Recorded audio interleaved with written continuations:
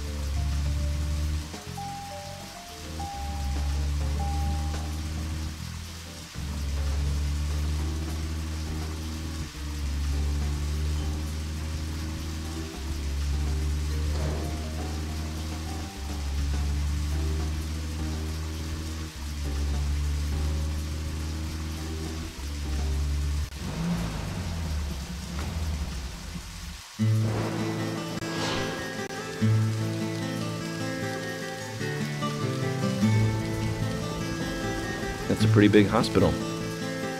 I guess they wanted to be ready for town-wide food poisoning? No, it's another leftover from the town's prosperous slumber days. Hard to imagine now, though, isn't it? My mother always talked about how energetic this town used to be. Almost like a gold rush, she used to say. Impressive. But the hotter the fever, the faster it cools. And so now there's hardly anyone left to use this place. It pains me to watch my hometown lose so many citizens. Beyond your understanding, I'm sure. Yes, I'm sorry to say that it is. Indeed. And that's why this case is our problem. There really isn't any need for you to get too involved.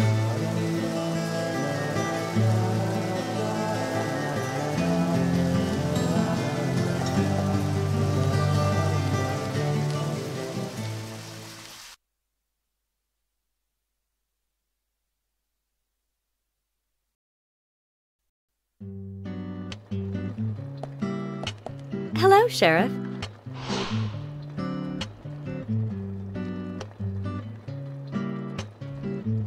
Hi there, Fiona. We're here to see Usha. Do you know where he is? I think Dr. Johnson is in the computer room. A computer room? In a hospital? Nice to meet you, Mr. FBI agent. The computer room is where our employees share a computer. Very nice to meet you, too. I'm FBI Special Agent Francis York Morgan. But how did you know I was FBI? Easy.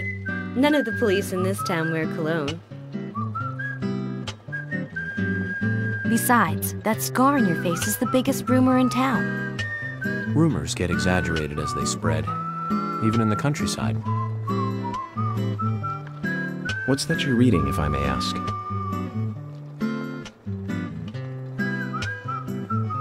You haven't heard of this yet? It's a recent bestseller mystery. It's set in the U.S., a small traditional North American town close to the Canadian border. A peaceful, traditional place. However, that peaceful town is shattered by a terrible crime. The murder of a local girl. And that incident causes grief and sadness to everyone in town. But everyone feels the seditious, heinous evil still lurking, alive. Yes, much like the situation right now here in Greenvale. Fiona, don't say that. Sorry, I shouldn't have said that. With Anna dead and all. Don't worry.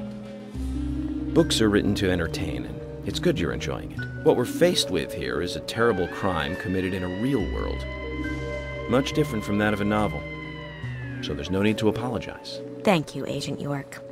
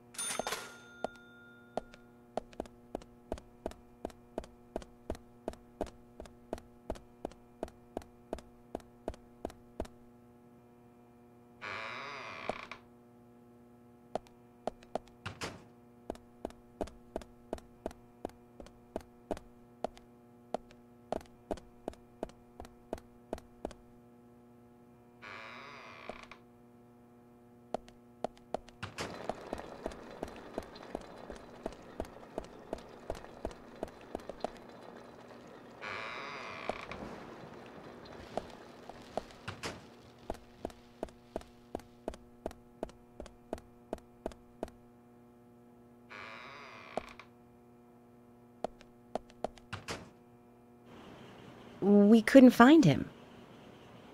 Fiona needs to check her information. No, I don't think so. Does the doctor like playing games by any chance? What do you mean? There's a message on the computer, and a card key already set in place. The king passes the rook and meets the bishop. The knight takes a pawn along for the queen. What does that all mean? It's a simple puzzle. Zach, let's take him up on his challenge. You can do this, right?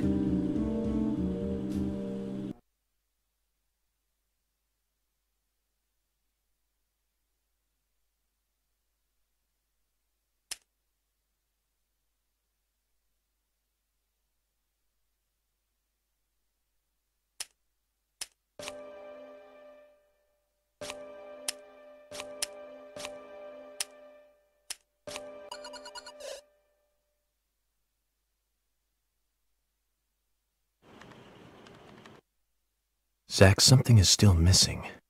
We need more clues.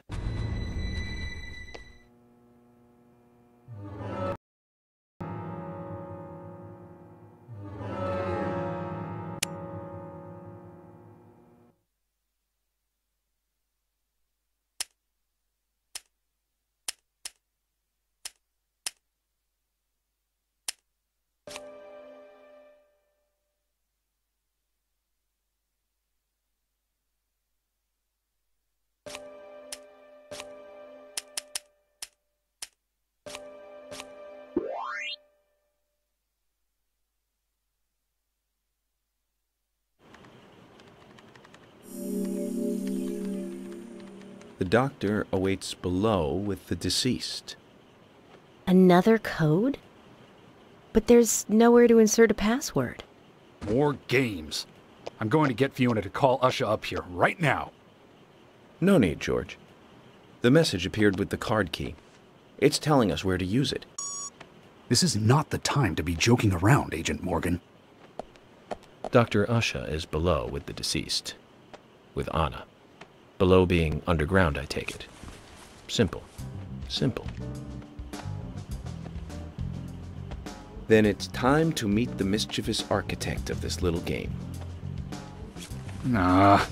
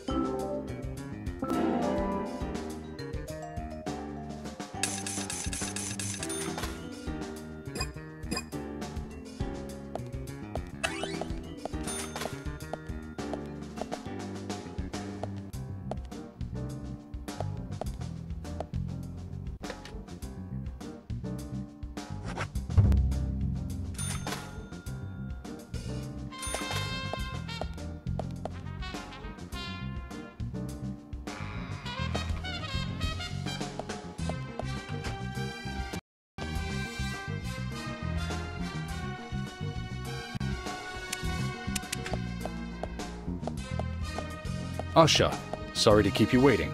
Ah, you made it. Let's get started, shall we?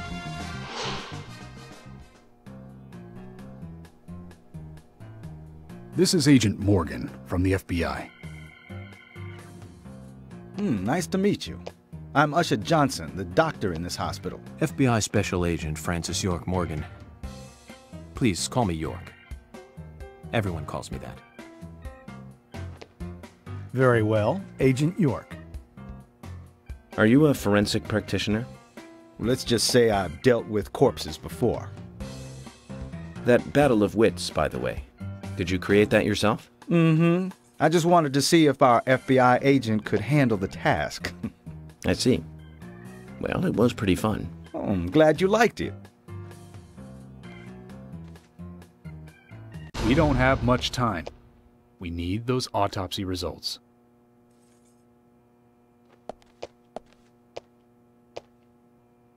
Next time, try challenging us without obstructing an investigation. You've angered the monarch.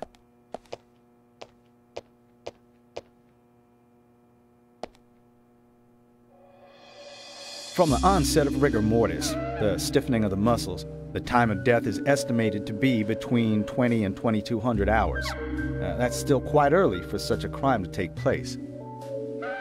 Note that there are 2 exterior wounds, pressure marks around the neck, and a long cut running from chest to abdomen. Blood marks on her right hand tell us she was gripping something round in her right hand.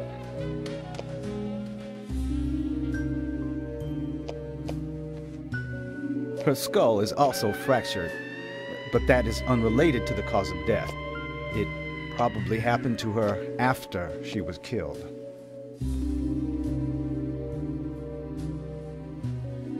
Now, I first thought death by suffocation, due to the marks on her neck. But after further investigation, I now have a different conclusion. The direct cause of death was loss of blood from the wound.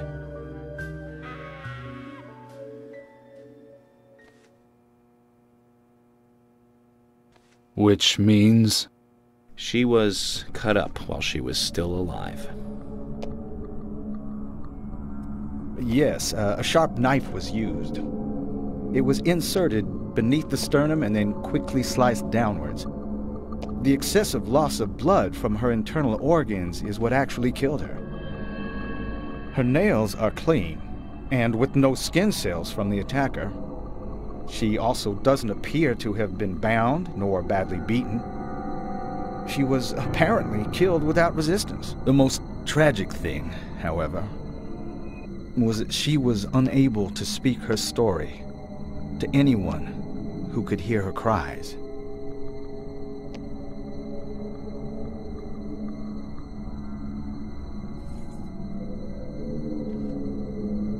The perpetrator cut out Anna's tongue. Well, I believe she was drugged first to phase her consciousness, and then the killer killed her. Now, the killer most likely has a deep, traumatized past concerning women. He probably cannot converse with them normally. Cutting out the tongue suggests a very lonely individual. Either that, or a truly hardcore sadist.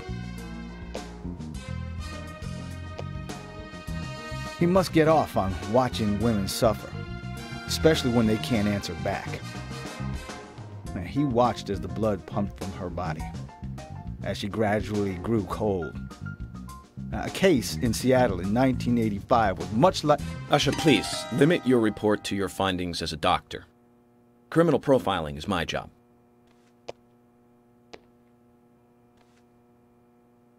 You're wrong, also. Anna died fully, deeply, painfully aware of what was happening to her. But, Tell me, what time did it stop raining on the night Anna was killed? Just before I went to bed, right after the movie on TV ended, so around 1 a.m. What movie was it? An American Werewolf in London. Directed by John Landis, 1981. So the rain stopped, accompanied by the ending song, Blue Moon. George, would you mind if I examined Anna myself? What more do you hope to find? I'm sure I mentioned that I have a personal interest in cases like these.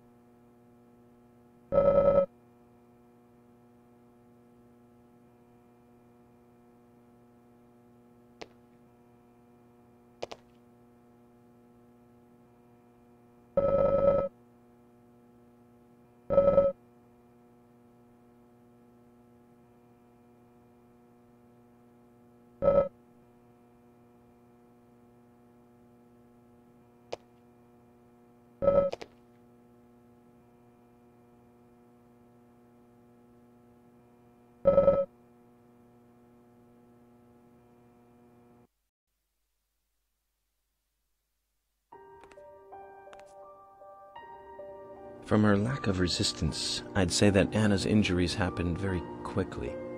Unable to speak, she was then left to cry herself to death. Zach, it's all starting to come together. The perpetrator stayed with her for at least 2 hours until it stopped raining. At the estimated time of her death, it was still raining, but you can still see tear marks on her cheeks. That means she was killed under a roof somewhere. She was then carried into the woods after it stopped raining. There's one other thing. Her tongue was removed with a very blunt knife. In fact, it's more likely it was simply chopped off. Asha, are you a passionate man? Well, not particularly, but I am man enough should the moment call for it. George, how about you? I'm very passionate, yes. Especially when it comes to women. But I don't see what that has to do with anything. George, the perpetrator is just like you. He's passionate about women. He's a passionate kisser. This was a kiss of death. The perpetrator bit off Anna's tongue. We'll never get a dental print from a wound like this. But this is still a big lead.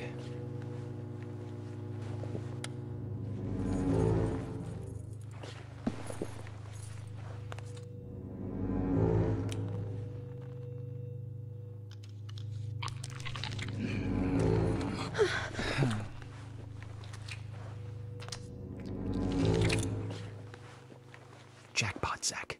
A shame, but our old-time all-American sightseeing tour just came to an end. This case is now under the jurisdiction of the FBI. I'm assuming command. I'll need you to assist me in the investigation. What in the hell do you mean, Agent Morgan? I know I said I was passionate, but you can't think I did this. That's not why I'm assuming command, George. You're a suspect just as much as every other passionate man on Earth. Let me show you something.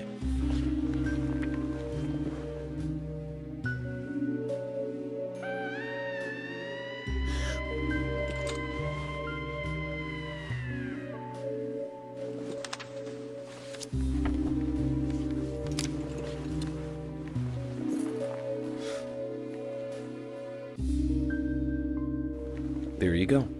Amazing, huh? I'm sure you have a lot of questions, but most of the details are top secret. George, Emily, we should be going. No need to stay here any longer. Okay. I have to sign the release. Just give me a moment. Very well. I'll go on ahead. I can't take it any longer down here.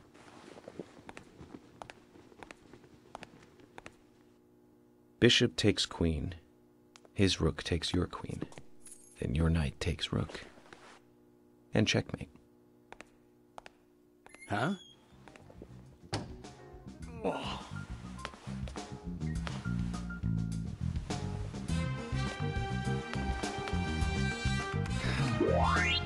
My first victory in the Grandmaster ranking.